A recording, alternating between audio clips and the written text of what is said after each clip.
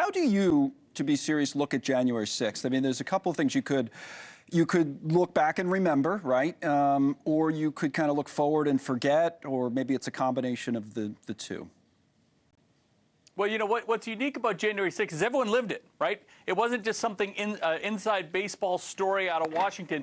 Everyone in America was watching what was happening on TV. Everyone took something from it, and it wasn't good. It was a terrible day in American history. Nothing to be forgotten, but everyone wants to move on. There's no question about that, and that's the healthiest thing for America. So you don't forget about it, you learn from it. But folks, I mean, that's what kind of this election was about, not just January 6th, but in so many things that have polarized us, torn us apart, politically and otherwise. America's really pushing hard to move on.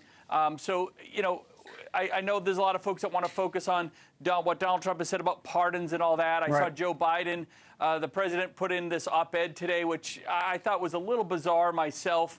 Again, a little bit of a tin air, right? Washington and the Democrats are trying to relive something from yesterday. I'm a big believer that leadership has to be hopeful, has to be positive, has to look forward and encourage the country to again, not forget, but move forward in a positive way. You thought the Biden op-ed was bizarre? Let me put up a quote from it for 1 minute just to see, to tell people what he said. This is in the Washington Post. The president, what Americans should remember.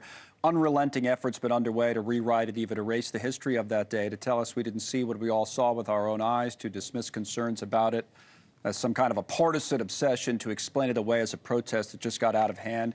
Why did you think it was bizarre? Well, first, make no mistake, Joe Biden did not write that op-ed. Right? Joe Biden has trouble writing a birthday card at this point.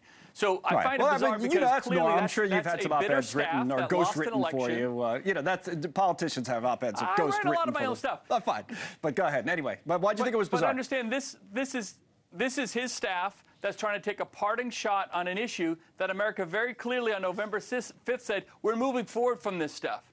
And again, from a leadership perspective, he should be more hopeful, more aspirational, a little more on the leadership side of a message, as opposed to don't forget how bad Donald Trump is and how bad January 6th is. I'm not here to defend Donald Trump, but from a leadership perspective, you want to go out positive. You want to go out talking about the greatest parts of America, the best we have in all of us, the future that all of us can, you know, feel positive about as we move forward. It's just a very negative message. And we've had many years to relive this. And we're all looking to move on. So, and just in terms of parting words, I think America wants to hear more of the inspirational and aspirational, opportunities that new leadership and the future of America comes to bear when it comes to being the president.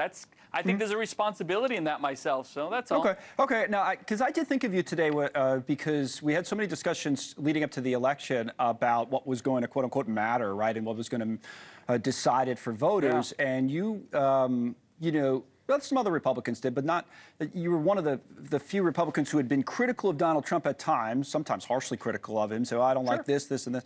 But you also said before, not today, but you also said before, I don't think this is going to matter. The January 6th thing, you weren't going to decide it. I was always wondering whether it was you saying it shouldn't matter or you just didn't think it would.